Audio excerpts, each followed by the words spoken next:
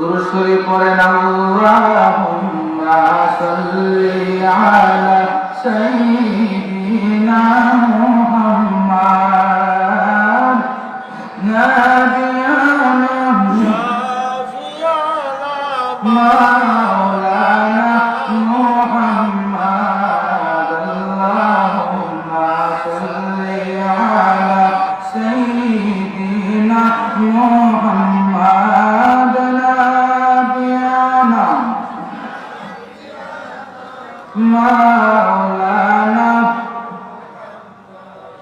লা ইলাহা ইল্লাল্লাহ মুহাম্মাদুর রাসূলুল্লাহ সাল্লাল্লাহু আলাইহি ওয়াসাল্লাম।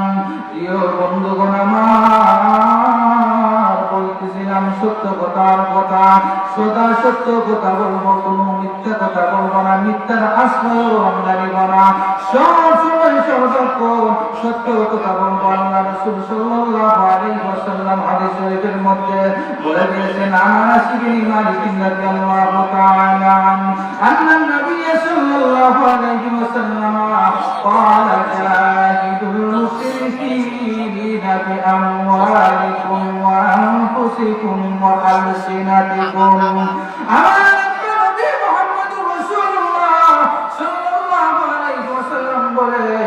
قال جاهدوا المشركين তোমরা মুশরিকদের সাথে লড়াই করবা, তোমরা মুশরিকদের সাথে যুদ্ধ করবা, বিআমওয়ালিকুম তোমাদের সম্পদ দ্বারা, টাকা পয়সা দ্বারা, ওয়া আনফুসিকুম তোমাদের জান দিয়া, তোমাদের জান দিয়া, দম দিয়া তোমরা আল্লাহ রাব্বুল আলামিনের জিহাদ করবা, ফি সাবিলিল্লাহ আল্লাহর রাস্তায় জিহাদ করবা তোমরা জান মাল দিয়া। এবং আল্লাহর হাবিব শেষে বলে দিয়েছেন, ওয়া আলসিনাতিকুম এবং তোমাদের জবান দ্বারা, বলে বলেন না একবার কি দ্বারা? জবান দ্বারা জিহাদ করা যায় কি যায় না? জবান দ্বারা কিভাবে জিহাদ করব? একজন মানুষ শুধু মিথ্যা কথা বলতেছে, যার কথায় কাজে কোনো মিল নাই, তার মিথ্যা কথার কারণে ইসলামের ক্ষতি হচ্ছে, তার মিথ্যা কথার কারণে দেশের ক্ষতি হচ্ছে, তার মিথ্যা কথার কারণে একটা ফ্যামিলি ভেঙে যাইতেছে। এর মতো অবস্থায় যদি তাকে আপনি ভুল করাইয়া দেন, সচ্চাহর বুকের ভিতরে রাখিয়া যদি আপনি তাকে ভুল করাইয়া দিতে পারেন, ও আলসিনাতিকুম জবান দ্বারা যখন আপনি বলবেন এটা ভুল হয়ে গেছে, এটা আপনার জন্য জিহাদ হয়ে গেছে, বলেন সুবহানাল্লাহ। এটা আপনার জিহাদ হয়ে গেছে। এক জায়গায় অন্যায় চলতেছে, আপনি অন্যায়ের বাধা দিবেন। আপনি যদি মুখ বন্ধ করিয়া অন্যায় সহ্য করেন, পাশ কাটিয়ে চলে যান, এর হিসাব কিন্তু আল্লাহ পানি পানি করে আপনার কাছ থেকে নিবে। বর্তমান যুগে অনেক নেতা আছে, গ্রামের মধ্যে, এলাকার মধ্যে মেম্বার অথবা চেয়ারম্যান, এমপি, মন্ত্রী, এলাকার মধ্যে সালিশ ব্যক্তিত্ব, এলাকার মধ্যে গান বাজনা চলতেছে, মারামারি চলতেছে, আল্লাহ ওই বান্দা দেখতেছেন, খারাপ কাজ চলতেছে, আল্লাহর বান্দা যাইয়া বাধা দেয় না।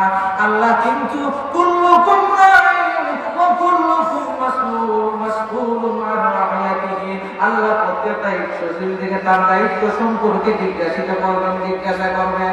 একটা এলাকার বিচারী যখন আল্লাহর দরবারে উপস্থিত হয়ে যাবে, আল্লাহ বিচারীকে ডাক দিয়ে বলবেন, ও দাদা, ও মুরব্বী, তুমি তো ওই এলাকার বিচারী ছিলে, এলাকার বিচার করছো, ওই এলাকার মধ্যে তুমি মুসলমান ছিলা, 5 ওয়াক্ত মসজিদে যাইয়া নামাজ পড়ছো, রমজান মাস যখন চলে আসছে সারা রমজান মাস তুমি রোজা রাখছো, হজের মৌসুম চলে আসলে হজ করছো, যাকাতের সময় আসলে যাকাত তুমি পাই করে আদায় করেছো, কিন্তু ও বিচারী, ও সালিশ ব্যক্তি, তোমার এলাকার মধ্যে খারাপই চললো, তুমি নিজের চক্ষু দ্বারা দেখলা, কান দ্বারা শুনলা, এরপরও প্রতিবাদ কেন করলা না?